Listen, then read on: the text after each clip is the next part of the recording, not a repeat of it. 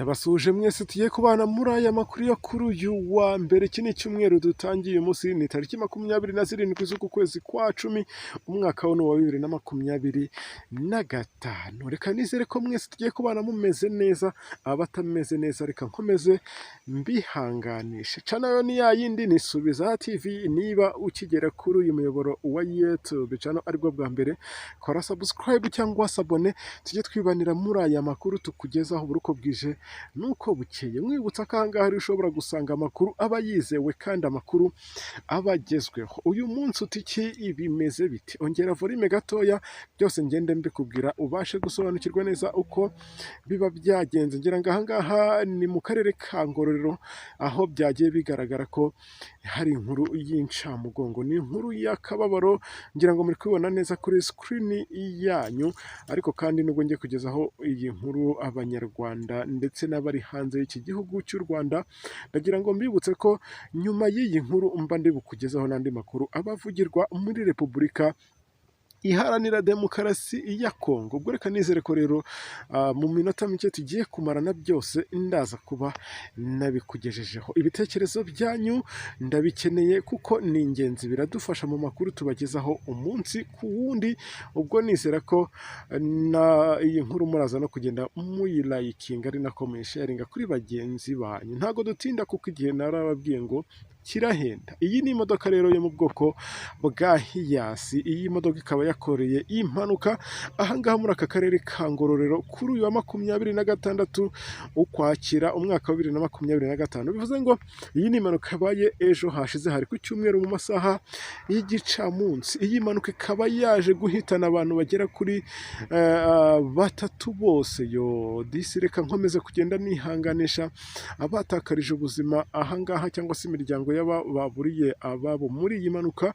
Mukomere mwihangane, aba bahatakarije ubuzima nabo tubabwire ngo Imana ibakire mu bayo, kuko bari abantu bafitiye imiryango yabo akamaro ndetse n'igihugu akamaro. Abandi rero bagera kuri 15 bakomeretse mu buryo bukomeye cyane, aho bagiye bajyanwa mu bitaro bitandukanye. Kuri ubu bakaba bari kwitabwaho n'abaganga. Iyi modoka yavaga hehe yajyaga he? Nk'uko twagiye tubibona rero, mwomeza no kugenda mwibutsa ko iyi nkuru ushobora kuyisanga kuri iki kinyamakuru Umuseke.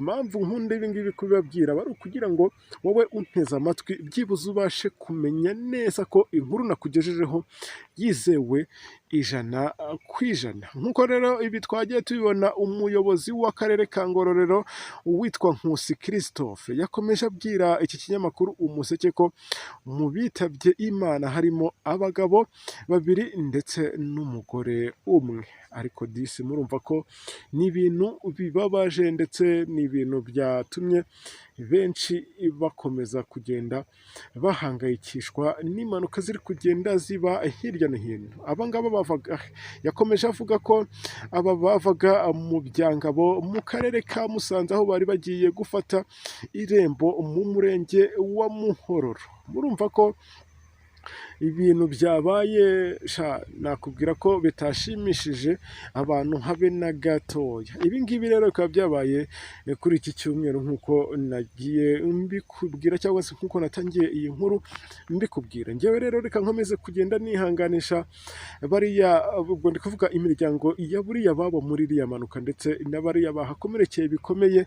Twizera ko byibuze ubwo bageze mu maboko y'abaganga baraza kugenda bamera neza. Gusa ngira ngo uri kugenda ubona uwo nguwo iburyo bwa screen yawe, uwo mugabo impamvu namushyize aho ngaho, bamwe muri mwe wenda mushobora kuba mumuzi. Uyu ni uwitwa Hagumimana Emmanuel. Uyu nguyu ngira ngo abantu benshi bashobora kuba bamuzi, ni nayo mpamvu nagiye mushyira ahangaha ku ruhande. Uyu nguyu n'ubundi birumvikana hari imirimo igiye itandukanye basanzwe bamuziho, ni nayo mpamvu uri kugenda ubona ifoto ye aho ngaho. Uwo nguwo nawe rero akaba ari mu baburiye ubuzima muri iriya mpanuka, ari nayo mpamvu ndi kugenda ndushaho kugenda nihanganisha iyi miryango y'abangaba baburiye ababo muri iyi mpanuka. Tudatinze rero, iyi nkuru yavugirwaga mu karere ka Ngororero niyo ngiyo nababwiye ko byari bimeze, ahubwo nahita nkujyana muri Repubulika Iharanira Demokarasi ya Kongo, naho nkakubwira uko bimeze. Nk'uko rero byagiye bigaragara cyangwa se nk'uko biba byagiye bishyirwa ahagaragara, nagenda nkubwira ko ibi ngibi uko biba bimeze cyangwa se nk'uko biba byagiye bitangazwa n'ibinyamakuru biba bigiye bitandukanye, nk'uko ngiye kugenda mbikubwira. Umuvugizi w'igisirikare cya Kongo, uyu ni uwitwa General Sylvain Ekenge, yakomeje ashinja AFC M23 kurenga ku gahenge ko guhagarika imirwano. Izi ngabo za leta ngo icyo ziri gukora muri iyi minsi ni ukwirwanaho. Bari kwirwanaho mu buhe buryo?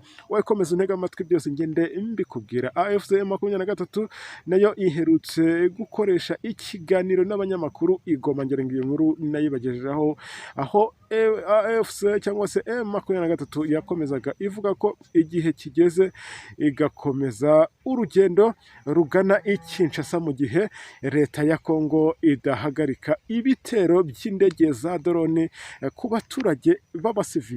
Ariko kandi uyu General Sylvain Ekenge mu kiganiro yahaye radiyo y'Abadage yakomeje avuga ko batazakomeza kurebera. Bo bararebera iki?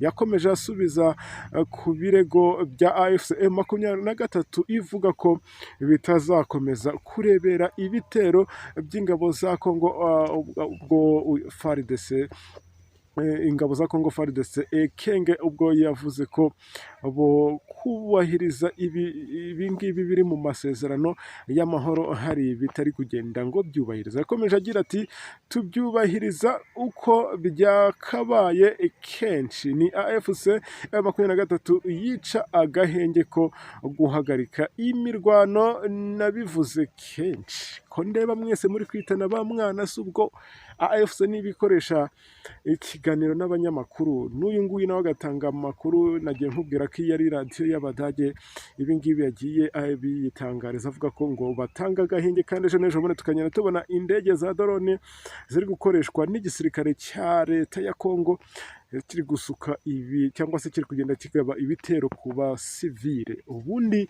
ibi ngibi byo bimeze bite? Turabibaza nde niba ku ruhande rwa Kongo muri ku bihirikira kuri M23 nayo ikagira ibyihirikira kuri mwebwe. Ubwo urumva ko bya bindi mwavugiye hariya iduha muri Katari hari bitari kubarizwa. Ariko kandi gusa ku birego bya AFC M23 ishinja ingabo za Kongo kurasa n'indege cyangwa se kurasa bakoresheje drone ku baturage. Ekenge ntabwo ibi ngibi yigeze abihakana, ahubwo asubiza avuga ko batari muri kiliziya. Impamvu yakoresheje iri jambo avuga ko ngo batari muri kiliziya, yagize ati ariko ntabwo turi muri kiliziya. Ni muri kiliziya cyangwa se mu kiliziya niho bakubwira ko nihagira ugukubita urushyi ku musaya umwe w'ibumoso ngo uzanamuhindukirira itama cyangwa se uzamuhindukirira ukamuberekera ukamwereka n'iry'iburyo naho agakubitaho cyangwa se agapicyatura. Ngo ntabwo rero twakomeza kurebera igihe cyose ibitero n'ubushotoranyi ngo ntitugire icyo tubikoraho. Ngo akaba ari nayo mpamvu rero abangaba inshuro nyinshi bakunda kugenda bagaba ibitero ahantu henshi hagiye hatandukanye, ngo ubwo ubushotoranyi buba bwaturutse kuri M23. Ubwo murumva ko hagati y'aba bombi hari uba wigiza nkana, ngahura na babiri, umwe aba yigiza nkana. Ngayo nguko rero iba biri kuvugirwa ahangaha, by'umwihariko mu burasirazuba bw'iki gihugu cya Repubulika Iharanira Demokarasi ya Kongo. Amakuru yo kuri uyu wa mbere rero ntekereza ko aya masaha n'abanyacumbikiye ahangaha, ahubwo nkakubwira ko wakoze wowe twatangiranye iyi nkuru.